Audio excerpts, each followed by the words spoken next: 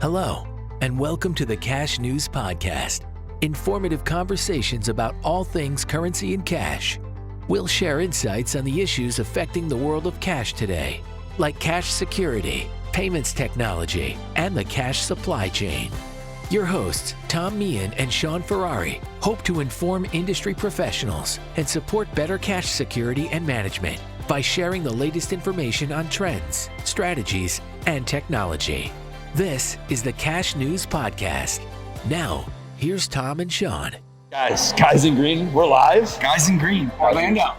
Pat, Boston. Woo. Oh, double shake. Thanks for having us. Pleasure to be a part of the crew. So guys in green, for the listeners that we all know about the Cash News Podcast, but in San Diego, we all wore the green blazers. I mean, we're not supposed to get up, but we're going to get up anyway. Look at these shoes, man. Guys in green, custom shoes. I'm not super flexible, but yeah. So we went to San Diego and everybody was talking about the matching blazers, the matching shoes, the Yeti cooler. Yep. So I don't even know, like it just kind of came in. So we're the guys in green, and we're going to be on the Cash News Podcast from time to time. Sean is somewhere around at any time. Sean could come into the podcast, but because we're together, we're going to talk about. We're in Orlando, and where are we in Orlando, gentlemen? We are at the Four Seasons at Disney World. Disney World, yeah. America's Cash Cycle Seminar, Yes. Currency Research, one of our favorite trade shows. It's honestly, it is our favorite. Anybody who hears us say that, we'll hear about it. So far, it's day one of the America's Cash Cycle Seminar. That's a lot. That's like a mouthful. So we'll just say Currency Research. Yesterday, Sunday and Monday we're Latin America focused, but yesterday you guys, the guys in green, you guys went on the Fed tour, right? What was that? How was that? Yeah, the Fed tour was a great experience. I have never in my life seen that much green in one room. Yeah. It was actually incredible. I thought flying into Florida, I was seeing quite a bit of green, but then once I got into the Federal Reserve, I've never seen anything like that. It was a terrific experience. Learned a lot, and the history is it's intense. Yeah, and we went through the Fed. Actually, we're walking through. We actually saw control tech bags inside the Federal Reserve. We sure did. That was a really cool experience seeing our bags in action. One of the most important places in the country as far as cash goes. So that was a great experience. Yeah, and we were fortunate enough to get to sponsor the tour, and it was great. I heard great feedback. I didn't go on the tour because, well, these guys were on the tour. We were prepping for a workshop here at the Four Seasons, Innovative Process Improvement.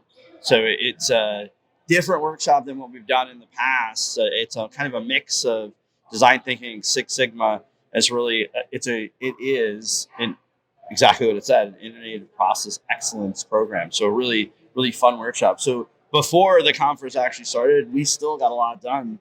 And we had a phenomenal opening reception last night, right? Yeah. So, Tom, we want to throw a couple questions at you on your podcast. Go for it. As far as, our green initiative. So, first things first, what does it mean for you to be sustainable? So I think it's funny. We just had a sustainability panel.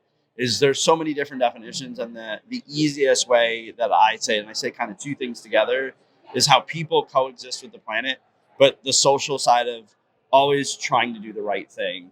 And that's for people and the planet. And that's what it means to me. It doesn't always mean that we're going to get it right. It doesn't mean that we're always going to have the solution. It means that we're always thinking about how we as people can coexist with the planet. And because Control Tech makes plastic bags, that's how the Eco-Lock was born. And it is in this kind of holistic, we're changing everything at once. It's working with the industry to try to make an impact. And an impact that's real.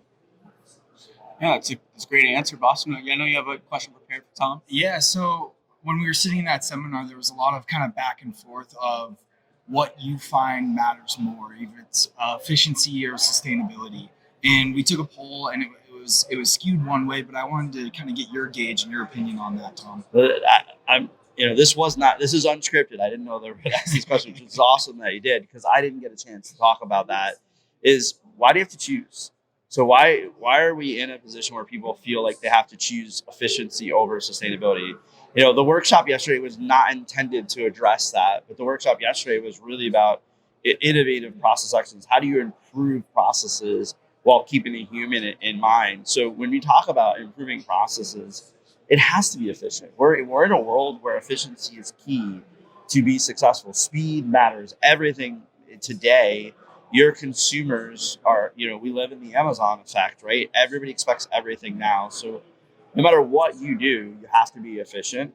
And why wouldn't you be focused on being sustainable at the same time? I think it's actually a great question that was asked. I didn't know it was going to be asked. I wish that I could have known before that because I would have said, like, that's kind of the problem. Why are we still at the point, it's 2023, where we're choosing versus saying, how do we do both at the same time? Because that's what our customer demands. That's what's going to allow us to coexist with the planet. Right. So, yeah, I mean, awesome questions. Other questions? This is fun. I got one more last question. All right. So they say, you shouldn't wait to take your vitamins before you get sick. Right? Yeah. With improving processes, how are you able to find out, what processes need to be improved without there being, a major blow up or, a big, negative effect that's happening in the company? So I think that's probably a more simplistic answer. Oh, I see it. Hey, there he is. Oh, hold on, we gotta get out. I don't know. Where's the? You want flapper or ribbon? Do I want a flapper? You want a black. Let's get him a chair. We need to get Sean a chair. Hang out in the back. No, we're getting you a chair. Boom Mike, can we get a chair? Yeah. So we have a. You want the winter one? No, I got. You have a whole. That'll probably mess up my hair more. I'll do that later. This is how we do it. This is how we roll. This is how we roll. No cut, unfiltered. No cut. No planning. Sorry. So you asked the question. I want to answer the question before. Yeah. It's like a control text. You want me to summarize it for you? Yeah. You said, when you're trying to improve a process, how do you be proactive, right? Is that a good summarization? Basically, how should you know to improve a process and make it even better if there's, not a, a scare or anything that you can actually visualize? This is a life moment for everybody. Talk to people. Ask questions. Yeah. Like that is literally what it's about. It's about having interaction with people. And I think that's a good question. So being proactive. But it's not even about, it's just literally having a conversation with someone and asking a real question to have like an early indicator. We often are reactionary in our lives because we have to be. All right, Sean, word. Guys in green. So the guys in green, we went through. We were showing how the guys in green were formed. I liked it. No, I liked it. And clearly we've got to get a matching blazer. Well, I had the green shirt on yesterday. You did have the green shirt on yesterday. In case you want to change. If anyone else wants to sponsor my person, please just let me know at some point. Yeah. So we'll do, like new mics. I like it. Yeah. I thought it was good though. Back to your green top. I mean, the panel we had on there on sustainability and efficiency. I think it did speak to the challenge of how do you balance the two? Like whether it's process improvement or trying to do the right thing for the environment or just in general, it's difficult because you've got cost pressures, you have efficiency goals, and sustainability doesn't necessarily dovetail into that. This is amazing because that was a question that they asked me right before you came up. And so this is where this is how we do this. Is my question back is why can't it be both? Sure. Why can't we focus on both? And I think we're doing that. The reality is that your point is that this is the thing that's hard is it takes competitors to work together. That's what breeds innovation. That's what breeds competition. It takes people that, to take off the self-interest hat, which we're all here to make money. We know that. That's the world. But at the same time, we still work together. That's why we have so much fun with it, because a lot of times people ask us questions and we're like, no, we're just trying to answer the question you asked. There's actually no hidden agenda. Like you asked a question, right? We're answering the question. It's not self-fulfilling. And sometimes it's fun. And sometimes it's like, oh, that's a question I don't want to get asked, but I'll answer it. So, all right. So I did your part, actually. I did the rundown, but I'll ask you. We talked about the first 2 days being Latin America focused. Do you have any takeaways for the listeners on that? No. Well, I actually don't speak Spanish, so I didn't sit in on those, but it seemed like they had a lot of good networking and time. They enjoyed a tour, and more broadly, a tour. Thanks for sponsoring that. To the Federal Reserve yesterday. I'm in Jacksonville, and everybody, not only Latin Americans, but others that wanted to come, got a great look at cash handling and processing and how the Fed is doing things. So that was good. And then you did the rundown, but this morning I think It's great.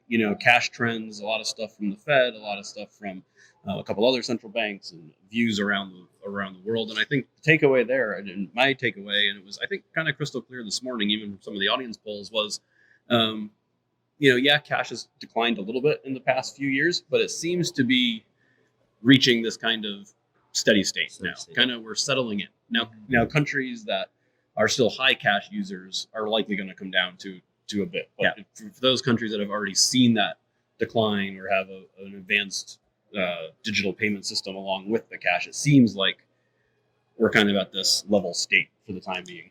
So I think we should do a CRFF, currency research fun fact. Florida, 15, largest GDP. The state of Florida would be ranked 15th in all the countries. And then the 6th district of the Federal Reserve, is it 5th or 6th GDP? It's third. No. It's definitely 5th or 6th, right? We're going to look at the first presentation from this morning again and get that straight for the next time. So the fun fact that we're sure is 15. I'm sure of that. Yes. I'm going with 6. What are you going with? He was pretty confident on 3. He was confident. He convinced me when he said it.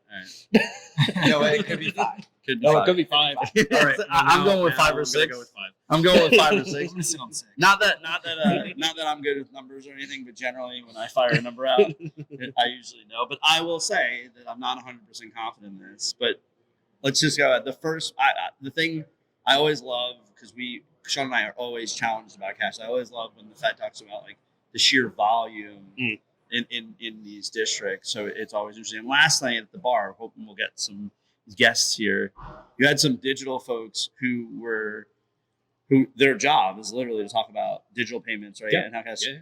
And one of them had $700 in cash on him, and I was like, "Wow, could you please come in the finance and show me that?" Because then the conversation evolved. Well, you need cash for some things. I'm like, that's all we're saying. No, that's for sure. That's right. I mean, you do, and I think it's that dichotomy of like, yes, cash is changing, and the payments, the structure of payments. We heard a lot about FedNow this morning as new payment methods and faster payment methods come online. There is going to be some displacement, but there are no signs right now that it's going to be a reduction of any great magnitude in cash. It's really just replacing or complementing other digital methods. And I know you're way smarter than me and you know way more about this and the economics piece, but I think there's like this history of when the economy tends to get more challenging, people tend to store cash, right? Any uncertainty or any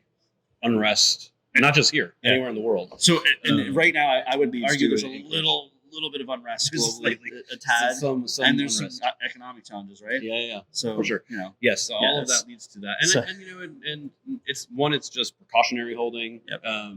2, it's if a foreign country is not sure about their own environment, they flock more to the dollar, and cash goes up with that. But also, it's budgeting for folks, as the economy point out. That it's easier for people to budget cash when they see what the envelope of money. The envelope of money. It works. It is not just a boomer thing. No, and it is an actual way to budget. If you go out and you have $100 and you know that regardless of your age, that helps you manage that piece of it. And I think you were talking about it last night that, if it's not your first choice, it's going to be most likely your second. So there have been a couple of the studies that have been done on it. Yeah. That is what they find. It's like if your first payment choice, usually a credit card or a debit card of some nature, fails for whatever reason, you are less likely to use another credit card and more likely if you have cash on you to just be like, all right, here's cash. Yeah, awesome. I don't know if that's more of like an embarrassment thing where it's like, oh well, I have that. I know this will work. It's just here. Yeah, exactly. We talk about this a lot too. Is that any digital payment is susceptible to technology challenges? Sure. Where that when you hand someone cash, it's a pretty tangible way to transact. Yeah. So, what are the last parting words for you? We're going to do a bunch of these. The guys in green are here, so it'll be just like you saw, speed session style. I was hoping Sean was going to run in, but You never know. And I did. We'll have guests. I have 6 individuals that have asked to be a guest. Timing, it will be interesting as always. So I think we will have some guests here at some point. Yeah, I think at the end of the day today, we should be able to snag some people. I think we should do one with the beer guys drinking beer at the podcast. I think that we can move from the stage over here. I think that'll be a little bit of fun. Sure. All right, what's up? What's in store? What? Because I think our producer Chris, who's behind the camera, who also is technically a guy in green, who should actually come out so everybody can see. Join the party. He's got his green sneakers on, his green blazer, and his green hat that says "Guys in Green." Mm-hmm. We take going green seriously here. This isn't a joke. Green watch, green shoes. I mean, hats. We love the environment. We love the environment. Yeah. We love it. We love it. So we buy all we also love to have fun. Like, that was the other thing. So, like, during the last panel, a good friend, and he's going to come on, Carlos goes up and says to me, I love the shoes. And I'm like, yeah, I like to have fun. And he was like, that's what I love. Like, you got to have fun. And it's the truth, right? So one of the things Sean and I was talking about is we don't take this. We take what we do very seriously from a work perspective.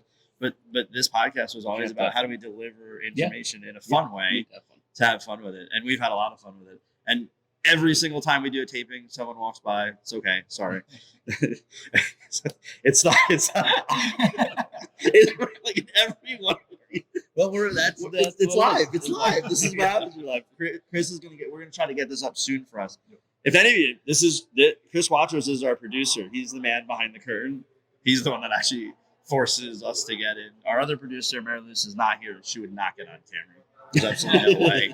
But we're gonna do a couple of these. So the rest of this afternoon, what's up? What's up next? We've got the deep dive into Fed Now coming up after lunch. So it's going to be a instant and real-time payment session. And then we have the beer nerds at the end of the day, and there's a session between those two. On cash visibility and electronic manifests for the cash cycle. So we got all topics. We've got a nice hardcore kind of real-time payment session, followed by a hardcore like cash tracking session, followed by some beer and beer nerds, and then dinner on property tonight. Nice party tonight. Thanks for listening to the Cash News Podcast. We hope you found this episode insightful. Don't forget to like and review us on iTunes, Spotify, Stitcher, or wherever you listen to your podcasts. Follow us on LinkedIn and Twitter, and be sure to visit us at thecashnews.com to stay up to date with the latest on the world of cash. Thanks again for listening to the Cash News Podcast.